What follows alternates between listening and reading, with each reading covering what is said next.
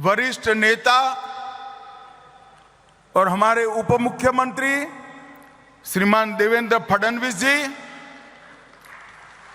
मुंबई राज्य के प्रदेश अध्यक्ष, उनके नेतृत्व में बैठे हुए सारे महाराष्ट्र के वरिष्ठ नेतागण और आज महाराष्ट्र के कोने कोने से आए हुए ये सभी लगभग मंडलों को रिप्रेजेंट करने वाले देवतुल्य कार्यकर्ता भाइयों बहनों को नमस्कार, प्रणाम।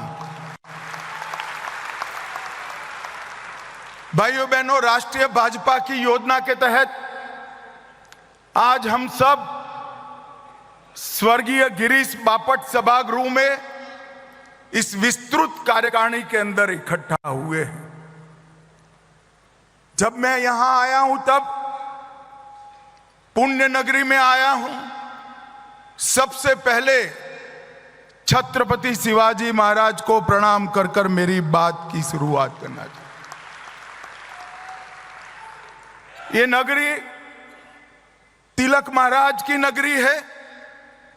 यहीं से केसरी को शुरू किया और देश भर में स्वराज मेरा जन्मसिद्ध अधिकार है, उसको शिवाजी महाराज के बाद पूरे देश में अलग जगाने का काम बाल गंगाधर तिलक ने किया था। मैं आज बाल गंगाधर तिलक, बाजीराव पेशवा और वीर सावरकर, ये तीनों महापुरुषों को मनपूर्वक प्रणाम कर कर मेरी बात की शुरुआत करना चाहिए। आज गुरु पूर्णिमा है। मैं महाराष्ट्र के सभी लोगों को गुरु पर्व की, गुरु पूर्णिमा की मनपूर्वक शुभकामनाएं देना चाहता हूं। भाइयों और बहनों, हम सब जानते हैं कि देश भर में हर प्रदेश के अंदर ये विस्तृत कार्यकारिणी का आयोजन हमारे पार्टी के अध्यक्ष श्रीमान जगत प्रकाश नड्डा जी के निर्देश पर हो रहा है। परंतु महाराष्ट्र की ये पुणे नगरी में विस्तृत कार्यकारिणी का एक अलग स्वरूप भी है, अलग उद्देश्य भी है। हमने विस्तृत कार्यकारिणी देश भर में 2024 के चुनाव के बाद फिर से एक बार हमारे कार्यकर्ता हमारे विजय अभियान में लग जाए, इसके लिए बुलाई है। परंतु महाराष्ट्र के अंदर ये विस्तृत कार्यकारिणी 2014 के चुनाव की समीक्षा के साथ साथ, 2024 की चुनाव की समीक्षा के साथ साथ 2024 में फिर से एक बार कमल फूल की युति सरकार बनाने के लिए बुलाई। और इसलिए आप सभी को निमंत्रित किया है। मैं सबसे पहले आप सभी कार्यकर्ताओं का मनपूर्वक अभिनंदन और आभार पार्टी की ओर से प्रकट करना चाहता हूं। कड़ी धूप के अंदर मैंने महाराष्ट्र के कार्यकर्ताओं को ये चुनाव अभियान के अंदर दौड़ते हुए देखा है, पसीना बहाते हुए देखा है, परिणाम के लिए पल पल जूझते हुए देखा है। और मैं आज कहने आया हूं कि महाराष्ट्र के हर कार्यकर्ता ने परिश्रम की पराकाष्ठा कर कर भारतीय जनता पार्टी को यश दिलाने का काम किया है। और भाई और बहनों, जब हम आज यहां आए हैं तो परिणाम हमारे सामने।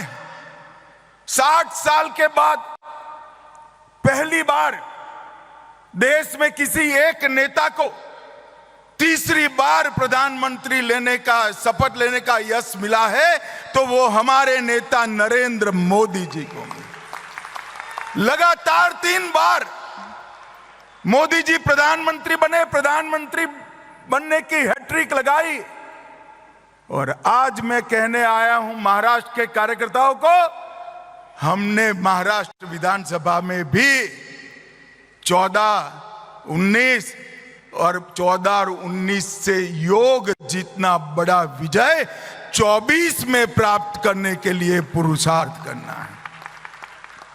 कार्यकर्ता मुझे मिले हैं, कल रात को भी कुछ लोग मिले, आज सुबह से महाराष्ट्र के प्रमुख कार्यकर्ता मुझे मिल रहे हैं। थोड़ा बहुत कंफ्यूजन दिखाई पड़ता है। एक भ्रांति फैलाने का काम हमारे विपक्ष ने किया है।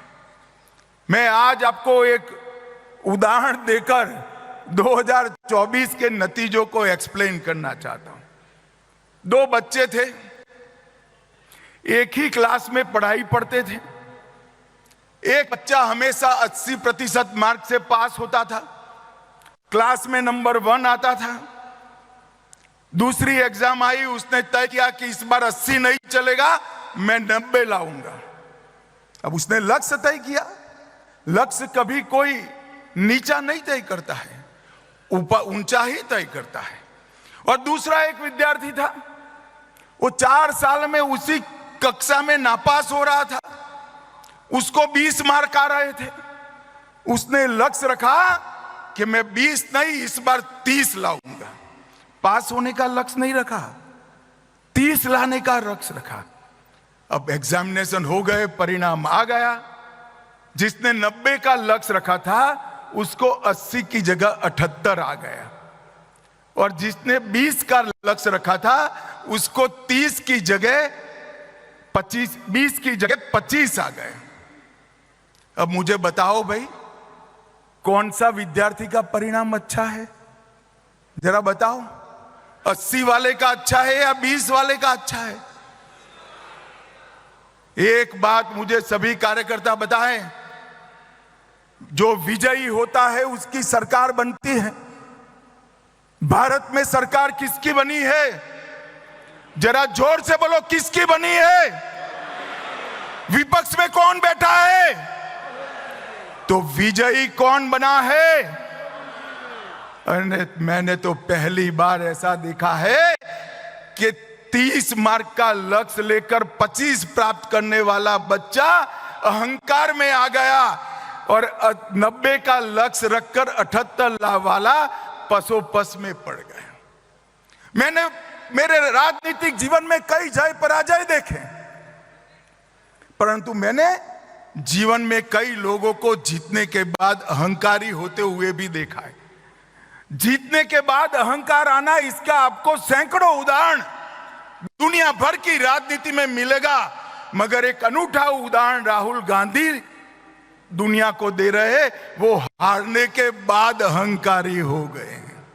भाइयों और बहनों, मैं आज आपको बताने आया हूं, भारतीय जनता पार्टी को 240 सीटें मिली, एनडीए को 300 सीटें मिली, और पूरे इंडी अलायंस को इकट्ठा होकर 240 सीटें नहीं मिली है। ये हमें याद रखना है। भाई और बहनों, 14, 19 और 24 तीनों चुनाव का अगर योग कर देते हैं कांग्रेस पार्टी की सीट का, तो भी 240 नहीं होता जिसका हमें 24 में मिला है। मैं आज कहने आया हूं कि इस चुनाव के अंदर देश भर की जनता ने नरेंद्र मोदी जी के 10 साल के शासन पर मुहर लगाने का काम किया है, और तीसरी बार मोदी जी को बहुमत के साथ शासन करने का अधिकार दिया है। 300 सीट गठबंधन की और 240 सीट भारतीय जनता पार्टी की।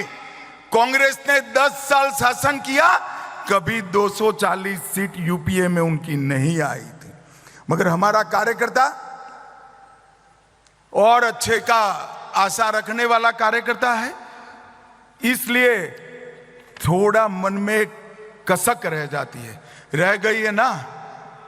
अरे जोर से बोलो, रह गई या नहीं रह गई है? पक्का रह गई है?